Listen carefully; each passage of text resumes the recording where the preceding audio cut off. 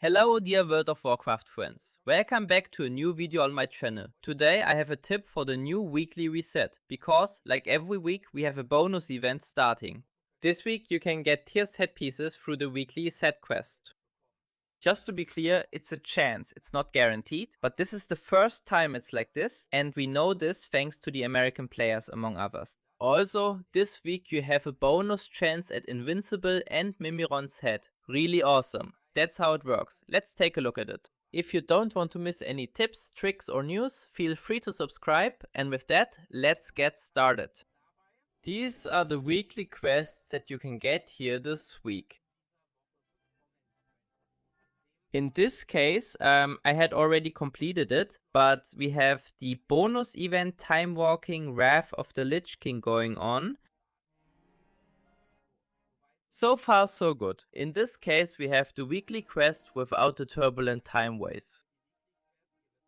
You have to complete 5 dungeons or kill timewalking bosses, and for that you'll get an item from the raid with normal item level. So far so good.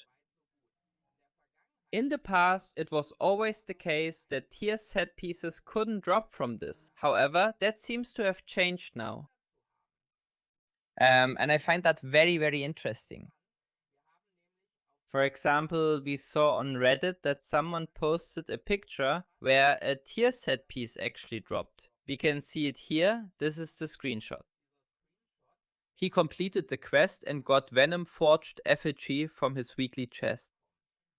And if we take a look at the loot table, these are the items right here.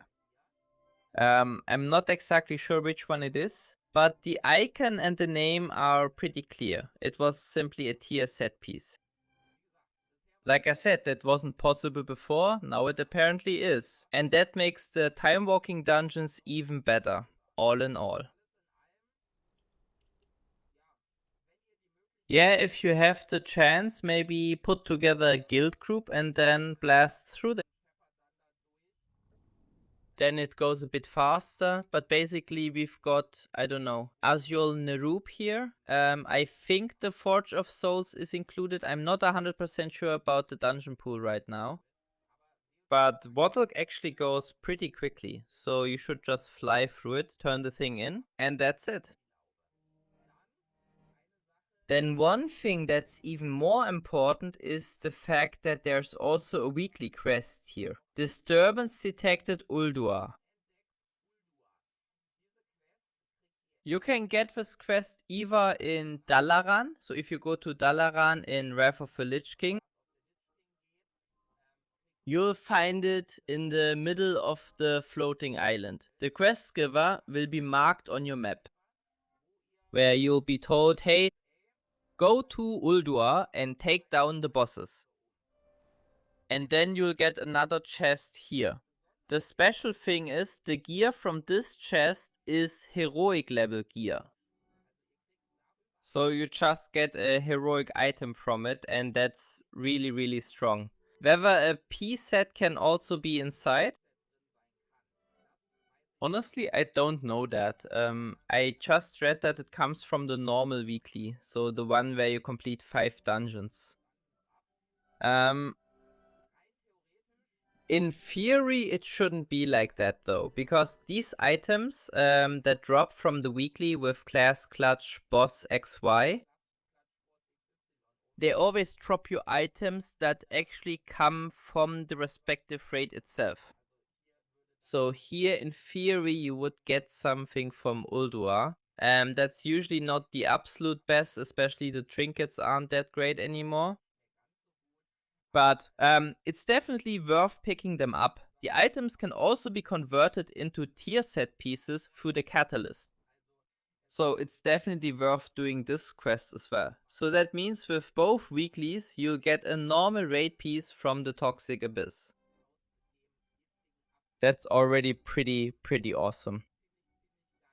Plus a piece from Ulduar at heroic item level from Ulduar. And also here at the Poisonous Abyss, even if it's normal, you might also be lucky and, for example, get the weapon from Ulatek here. That one already has item level 302. And especially now at the start of the season, there can still be some good upgrades in there. Or this necklace here should be very, very strong even on normal. All secondary stats on it, plus a proc effect, that's really not bad.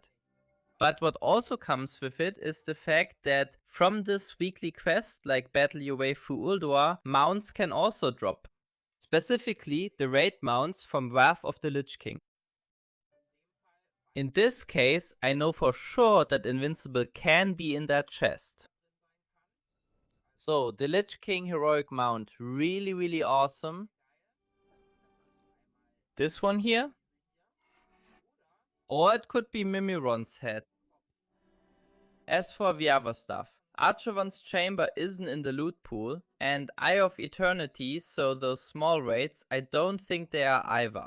But here too, you should take the extra chance for some really, really awesome mounts. The drop chances for these mounts in the thrones are also only at the original drop rate here, so about 1%. Nevertheless, if you have, I don't know, 10 characters at level 90, you can do the weekly quest 10 times and get 10 extra chances at these mounts. You can even finish the whole thing faster because theoretically the quest just requires you to run through the raid.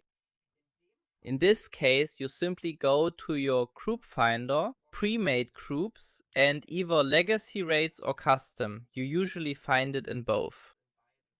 There are people who already have a lockout saved where only the final boss Yogg-Saron is left. That means you just look for such a group and join.